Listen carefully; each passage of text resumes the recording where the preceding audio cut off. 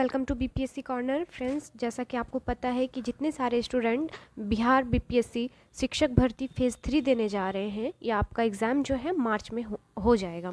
तो ऐसे में आपके पास जो है समय काफ़ी कम है, लेकिन जो भी समय आपके पास पर्याप्त बचा हुआ है उसमें हम कोशिश करेंगे कि अच्छे से प्रैक्टिस सेट आपको सॉल्व करवा दिया जाए, और जो आपका PYQ है उसे भी करवा दिया जाए, जिससे कि आपको जो है एग्ज़ामिनेशन हॉल में ज़्यादा तकलीफ़ ना हो क्वेश्चंस को सॉल्व करने में।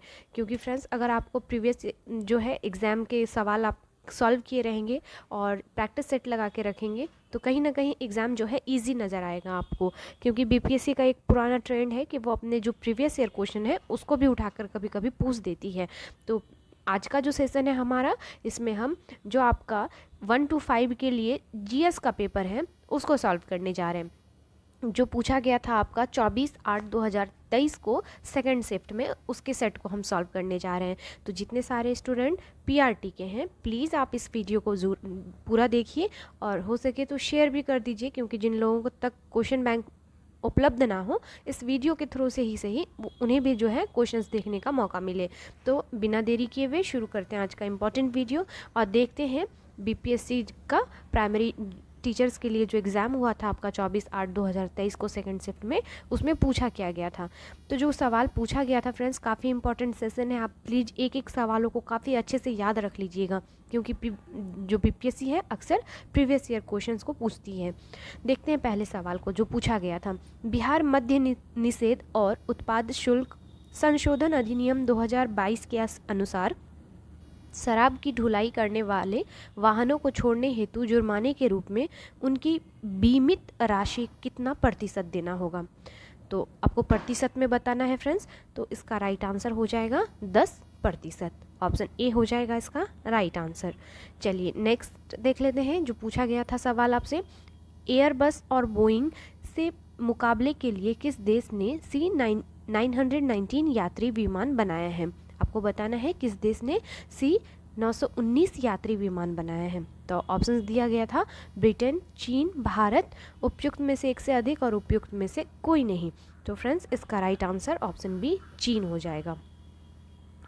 देखते हैं अगला सवाल, कृति राज से किस खेल से संबंधित है। काफ़ी ज़्यादा जो है आपको देखने को मिलेगा, जब लगभग 15 से 20 सवाल आपको करंट अफेयर्स के तौर पर देखने को मिलेगा फ्रेंड्स। इसलिए करंट अफेयर्स का भी सेशन मेरे चैनल पर चलाया जा रहा है। एडुटेरिया के द्वारा जो न्यू आपका लॉन्च किया गया है बुक, उसी के प्रैक्टिस सेट को मैं सॉल्व करवा रही हूँ, तो आप वहाँ से भी जाके वीडियो को देख सकते हैं। चलिए, तो फिलहाल देखते हैं क्वेश्चन नंबर 3 का आंसर क्या होगा। तो इसका राइट आंसर हो जाएगा भारोत्तोलन, ऑप्शन सी हो जाएगा। नेक्स्ट था, बिहार उद्योग विभाग द्वारा जारी औद्योगिक विकास रैंकिंग 2022 में किस जिले ने सर्वोच्च स्थान प्राप्त किया है। आपको बताना है, डेटा बिहार का है फ्रेंड्स, तो इसका राइट आंसर सिवान हो जाएगा। बहुत ज़्यादा ही करंट पुराना नहीं हुआ है, एक साल अगर आप बैक करके पढ़ेंगे करंट अफेयर्स, तो हर एग्ज़ाम में लगभग पूछा जाता है 1 ईयर बैक करके, तो आपको यह याद रखना है। अगला सवाल है हमारा, मौलिक अधिकारों को लागू करने के लिए न्यायालय निम्नलिखित में से किसे जारी कर सकता है। अध्यादेश, रेट, डिक्री, उपयुक्त में से एक से अधिक और उपयुक्त में से कोई नहीं।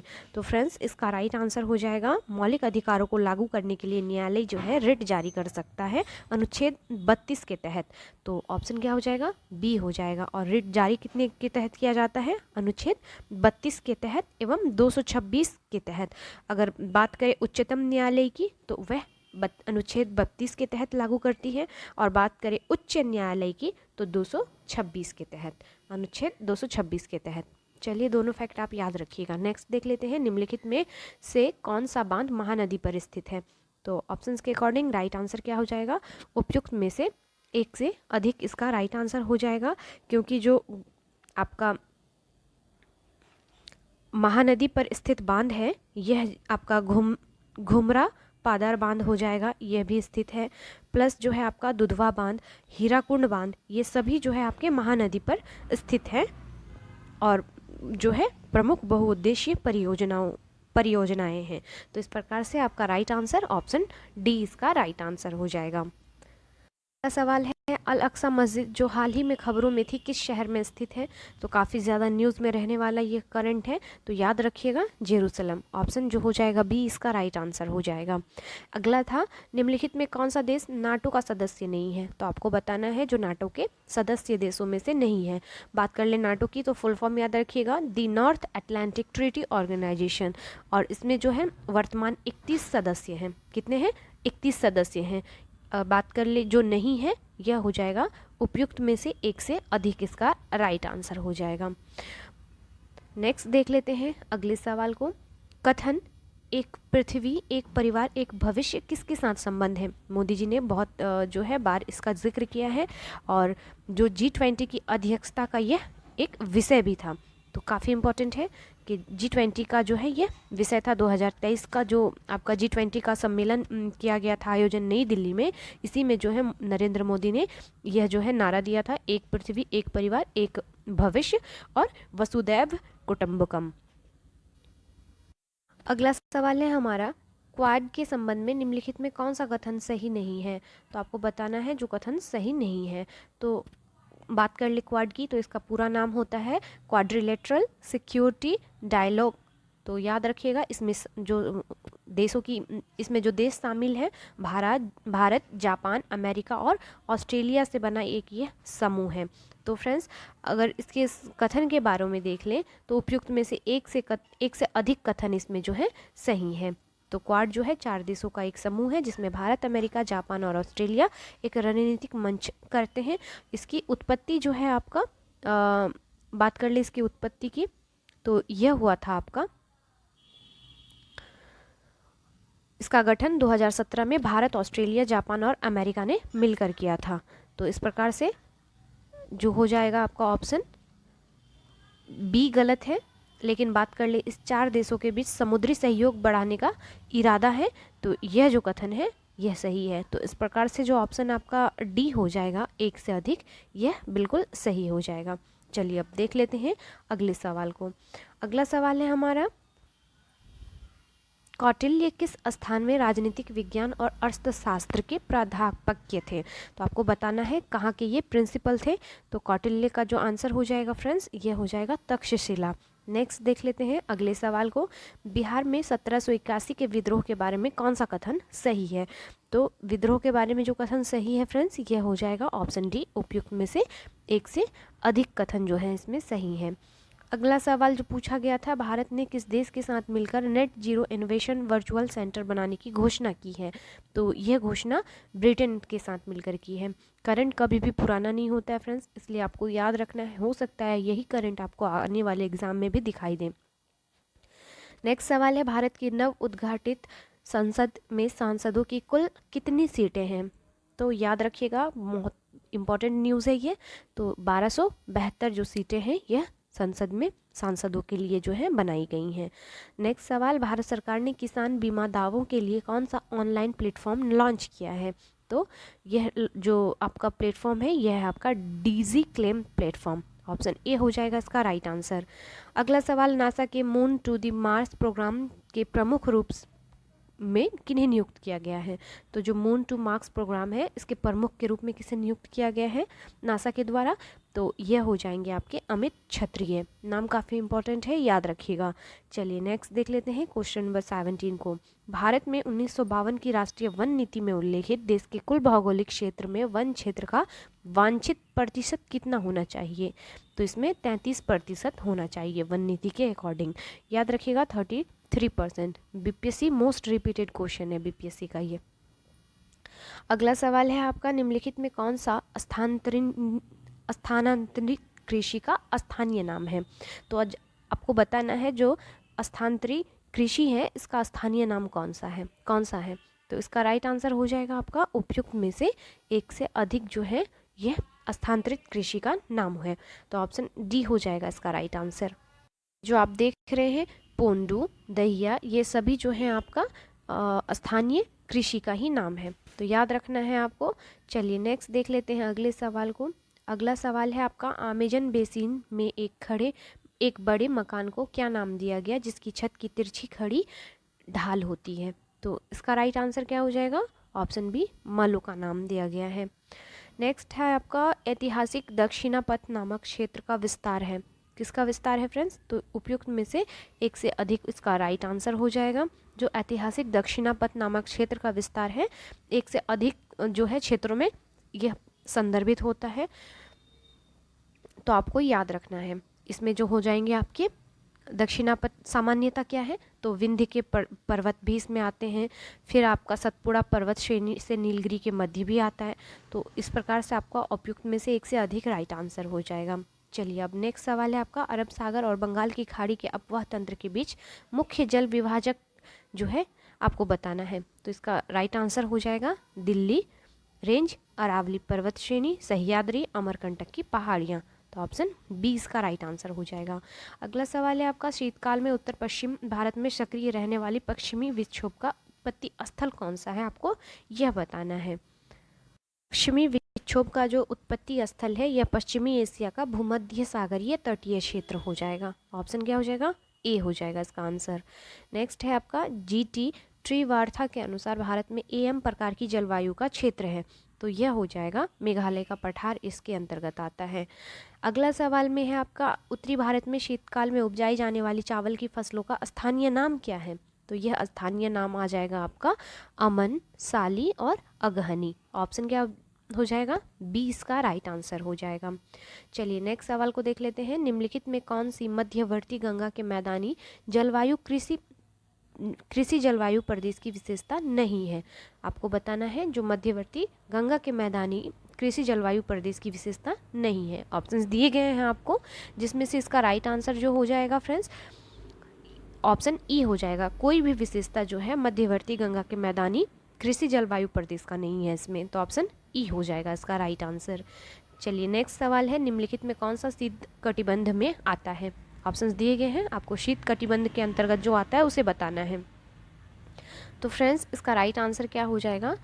ऑप्शन डी हो जाएगा। उपयुक्त में से एक से अधिक जो होता है शीत कटिबंध के अंतर्गत आने वाले जो है क्षेत्र माने जाते हैं, क्योंकि ये जो 66.5 डिग्री है और आपका जो है 23.5 डिग्री है, ये दोनों ही जो आते हैं फ्रेंड्स और दक्षिण ध्रुव वृत्त और दक्षिणी ध्रुव के बीच स्थित क्षेत्र, ये सभी जो हैं आपके शीत कटिबंधीय क्षेत्र में आने वाले हैं।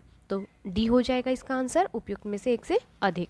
अगला सवाल पूछा गया था, सतलुज और काली नदियों के बीच स्थित हिमालय के भाग को निम्नलिखित में से किस भाग के नाम से जाना जाता है? बीपीएससी का मोस्ट रिपीटेड क्वेश्चन है ये, तो जान लीजिए इस जो आपका बीच के हिमालय को हम कुमाऊं हिमालय कहते हैं। नेक्स्ट सवाल में पूछा था, निम्नलिखित में कौन सा कथन सही है? आपको ऑप्शंस दिए गए हैं कि भारत का क्षेत्रफल विश्व के क्षेत्रफल का 2.6% है। क्षेत्रफल की दृष्टि से उत्तर प्रदेश भारत का सबसे बड़ा राज्य है और 2011 की जनगणना के अनुसार सिक्किम की जनसंख्या 6 लाख है। आपको बताना है कौन सा कथन सही है, एक से अधिक या उपयुक्त में से कोई नहीं। तो फ्रेंड्स इसका राइट आंसर हो जाएगा आपका जो कथन आपका सही है, यह 2011 की जनगणना के अनुसार सिक्किम का जनसंख्या जो है यह 6 लाख है। तो याद रखना है केवल यही कथन जो है आपका सही है। नेक्स्ट देख लेते हैं अगले सवाल को। अगला सवाल, किस वर्ष बिहार प्रांतीय किसान सभा का गठन किया गया था? मोस्ट रिपीटेड क्वेश्चन, तो आपको पता होगा बिहार जो है प्रांतीय किसान सभा का गठन 1929 में हुआ था। तो ऑप्शन ये इसका राइट आंसर हो जाएगा और इसका गठन जो है सोनपुर के मेले में सहजानंद सरस्वती के द्वारा किया गया था। देख लेते हैं अगले सवाल को, निम्नलिखित में कौन सा विद्रोह आंदोलन लंबी दाढ़ी रखने पर कर लगाए जाने के कारण हुआ था? तो यह आंदोलन वहाबी आंदोलन था। याद रखिएगा, वहाबी आंदोलन लंबी दाढ़ी रखने पर कर लगाए जाने के कारण हुआ था और वहाबी आंदोलन के भारत में जो संस्थापक थे यह सैयद अहमद बरेलवी थे। नाम याद रखना है फ्रेंड्स, क्योंकि नाम भी कई बार पूछ लिया जाता है। चलिए अगले सवाल को देख लेते हैं, कि षड्यंत्र के मामले में 3 अंग्रेजों को साजिश करने के लिए कारागार में अवरुद्ध किया गया था? तो यह था मेरठ षड्यंत्र मामले में जो है 3 अंग्रेजों को साजिश करने के लिए कारागार में अवरुद्ध किया गया था। चलिए आगे देख लेते हैं हम, पूना पैक्ट का उद्देश्य क्या था, आपको यह बताना है। का राइट आंसर हो जाएगा आपका दलित वर्ग का राजनीतिक प्रतिनिधित्व हो जाएगा, उद्देश्य हो जाएगा पूना पैक्ट का। तो ऑप्शन ए इसका राइट आंसर हो जाएगा। और हुआ कब था, तो पूना जो पैक्ट था यह 24 सितंबर 1932 ईस्वी में जो है डॉक्टर भीमराव अंबेडकर तथा अन्य हिंदू नेताओं के प्रयत्न से स्वर्ण हिंदुओं तथा दलितों के मध्य एक समझौता किया गया था, जिसे पूना समझौता के नाम से जाना जाता है। चलिए अब अगले सवाल को देख लेते हैं। प्रथम अखिल भारतीय कांग्रेस समाजवादी सम्मेलन कहाँ हुआ था, तो यह सम्मेलन पटना में हुआ था। याद रखिएगा 1934 में जो है प्रथम अखिल भारतीय कांग्रेस समाजवादी का जो है सम्मेलन हुआ था पटना में 1934 ईस्वी को। नेक्स्ट है biography of Kunwar Singh and Amar Singh के लेखक कौन है। मोस्ट इंपॉर्टेंट सवाल है ये। तो यह है काली किंकर दत्त। काली किंकर दत्त, ऑप्शन बी हो जाएगा इसका answer. Question number 35, Subhash Chandra Bose भारतीय राष्ट्रीय कांग्रेस के त्रिपुरी अधिवेशन में किसको हराकर अध्यक्ष बने थे। तो सभी को पता होगा, पट्टाभी सीतारामैया को हराकर यह जो है अध्यक्ष बनाए गए थे। नेक्स्ट सवाल देख लेते हैं। अगला सवाल, डॉक्टर भीमराव अंबेडकर के विषय में कौन सा कथन सत्य है, आपको यह बताना है। तो जो आपको ऑप्शंस दिया गया है फ्रेंड्स, एक से अधिक कथन जो हो जाएंगे इनके बारे में सत्य हो जाएंगे। याद रखिएगा इनका जो देहांत है यह 1956 में हुआ था, ये सही कथन है। फिर जो है आपका उन्हें बहिष्कृत हितकारिणी सभा की स्थापना की थी, यह भी कथन जो है सही है। और याद रखिएगा इसका राइट आंसर ऑप्शन डी हो जाएगा। नेक्स्ट देख लेते हैं अगले सवाल को। इनमें से कौन सा समाचार पत्र न्यू इंडिया से संबंधित है। तो न्यू इंडिया से संबंधित जो हो जाएगा समाचार पत्र, यह आपका एनी बेसेंट से हो जाएगा। ऑप्शन बी इसका राइट आंसर है। नेक्स्ट, भारतीय स्वतंत्रता संघर्ष के दौरान किसने स्वदेश बांधव समिति का गठन किया था। तो इनका गठन अश्विनी कुमार दत्त ने किया था। ऑप्शन सी हो जाएगा इसका राइट आंसर। एक सवाल, चंपारण नील आंदोलन के दौरान महात्मा गांधी के साथ कौन थे, आपको बताना है। तो इसका राइट आंसर उपयुक्त में से अधिक हो जाएगा इसका आंसर, क्योंकि चंपारण सत्याग्रह के दौरान जो इनके सहयोगी थे गांधी जी के, यह राजेंद्र प्रसाद थे, महादेव गोसाई देसाई भी थे, अब्दुल महादेव देसाई, नरसिंह पारिक भी थे, और जो हो जाएंगे आपके जेवी कृपलानी थे, अनुग्रह नारायण सिन्हा थे, और मजहरुल हक थे। तो इस प्रकार से आपका बी और सी सही होने के कारण ऑप्शन डी हो जाएगा इसका राइट आंसर। चलिए नेक्स्ट देख लेते हैं। किस तिथि को अगस्त क्रांति 1942 के दौरान लिनलिथगो ने पटना एवं इसके आसपास की भीड़ पर गोली चलाने का आदेश दिया था। तो यह जो था आपका किस तिथि को फ्रेंड्स, तो ऑप्शन ई हो जाएगा राइट आंसर, क्योंकि कोई भी तिथि जो है अगस्त क्रांति के दौरान जो है गोली चलाने का आदेश दिया ही नहीं गया था लिनलिथगो के द्वारा। तो ऑप्शन ई हो जाएगा। चलिए अगला सवाल है, समुद्र पारीय भारतीय नागरिकता योजना भारत में निम्नलिखित में से किस अधिनियम द्वारा प्रारंभ की गई थी। तो यह जो है आपका नागरिकता संशोधन अधिनियम 2003 के द्वारा जो है पारित की गई थी। अगले सवाल को देख लेते हैं। निम्नलिखित में कौन सा भारत में कठोर जाति व्यवस्था के लोप होने के मुख्य कारण के रूप में जाना जा सकता है। राइट आंसर, साक्षरता एवं शिक्षा विकास, सामाजिक सुधार एवं आर्थिक विकास, संविधान तथा इसकी आधारभूत संरचना। तो इसका राइट आंसर ऑप्शन डी हो जाएगा, उपयुक्त में से एक से अधिक कारण हो जाएगा। नेक्स्ट सवाल में था आपका भारत की केंद्रीय सरकार का पंचायती राज मंत्रालय निम्नलिखित में से किस वर्ष निर्मित हुआ था। तो यह हुआ था आपका 2004 में। नेक्स्ट है, इनमें से कौन विश्वास करता था कि एक समाजवादी समाज भविष्य का प्राकृतिक समाज था। तो यह जो हो जाएगा आपका कार्ल मार्क्स के द्वारा जो है विश्वास किया जाता था।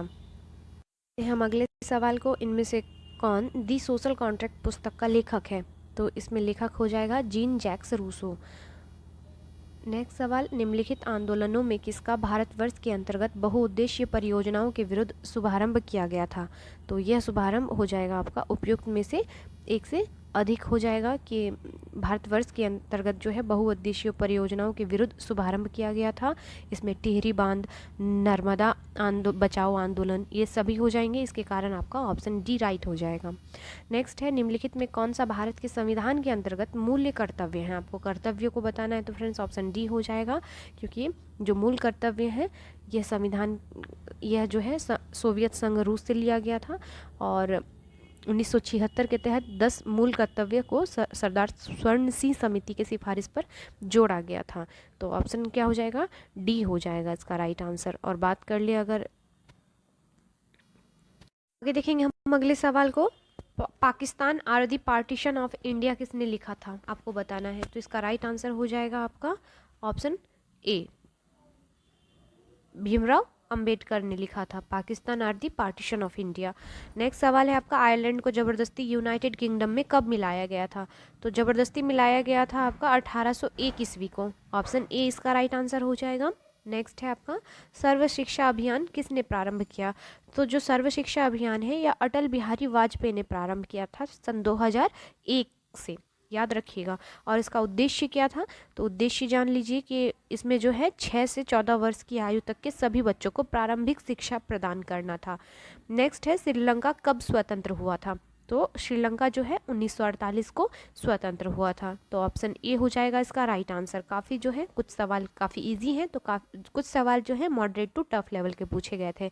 इसी को ध्यान में रखते हुए आप अपनी तैयारी कीजिए, आपको जो है इससे जो है हेल्प मिल जाएगी कि क्वेश्चंस के लेवल कैसे थे, कहाँ कहाँ से क्वेश्चंस पूछे गए, कौन से टॉपिक से ज़्यादा क्वेश्चंस पूछे गए। तो अगर आप इसने अच्छे से वर्क कर लिया, इसको समझ लिए प्रीवियस ईयर क्वेश्चंस को, तो काफ़ी इजी हो जाएगा एग्ज़ाम को निकालना। अगला सवाल है, अन्नपूर्णा योजना राशन कार्ड किसके लिए है। जो अन्नपूर्णा योजना है राशन कार्ड किसके लिए, आपको यह बताना है। तो इसका राइट आंसर हो जाएगा आपका वृद्ध व गरीब लोग जो 65 वर्ष से अधिक के हों। तो ऑप्शन सी इसका राइट आंसर हो जाएगा। नेक्स्ट सवाल में है आपका, सूची 1 को सूची 2 से मिलाना है, फिर आंदोलनों से संबंधित दिया गया है और महत्वपूर्ण केंद्र को दिया गया है, फिर आपको जो है सही ऑप्शन बताना है।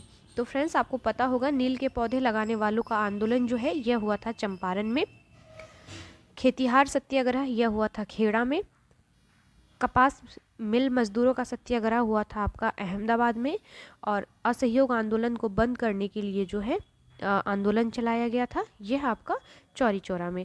तो हो जाएगा क्या, इस प्रकार से आपका आंसर क्या बन जाएगा, देख लेते हैं किस ऑप्शन में दिया गया है। तो ऑप्शन ए में दिया गया है आपका राइट आंसर 2, 3, 1, 4। आप मिलाकर खुद भी देख लें। चलिए नेक्स्ट देख लेते हैं अगले सवाल को। अगला सवाल आपसे पूछा गया है, भारत में प्रेस की स्वतंत्रता लोगों को प्राप्त है क्योंकि।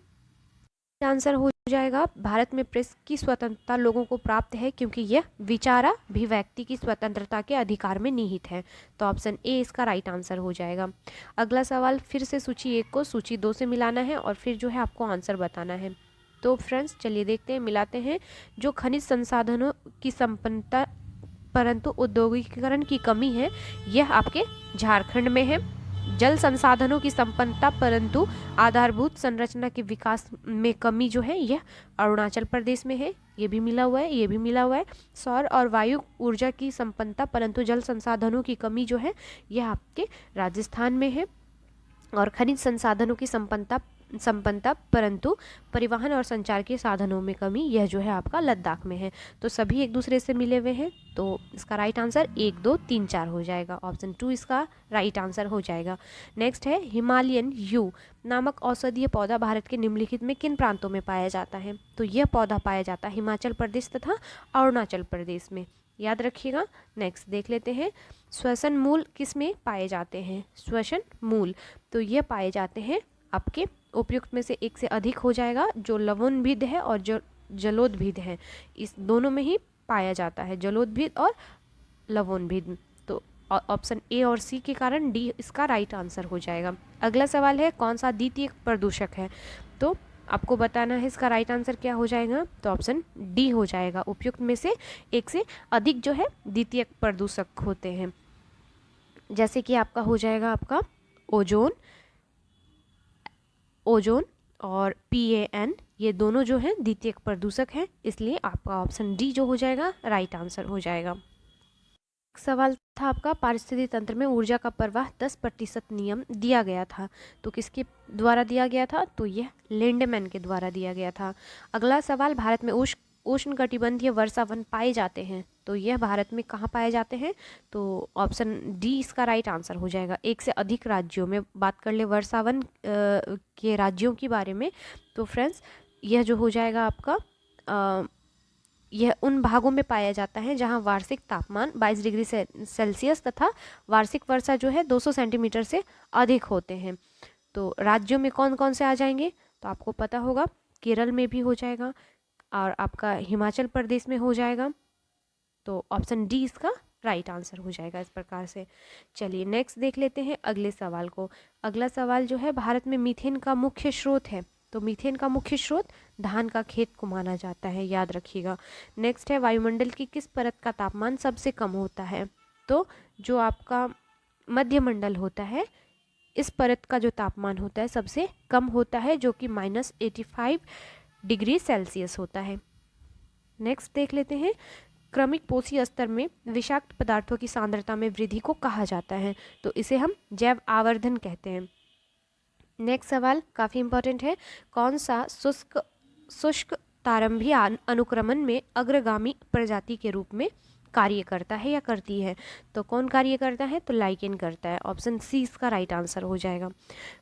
नेक्स्ट सवाल, रामसर सम्मेलन किसके संरक्षण से जुड़ा है, तो आपको बताना है। तो यह जो रामसर सम्मेलन है यह जुड़ा हुआ है आपके आर्द्र भूमि यानी वेटलैंड से, ऑप्शन जो बी हो जाएगा इसका राइट आंसर हो जाएगा। अब देखते हैं अगले सवाल को, इटाई इटाई रोग किसके कारण होता है, याद रखिएगा इटाई इटाई रोग जो होता है यह कैडमियम के कारण होता है, तो ऑप्शन ए हो जाएगा।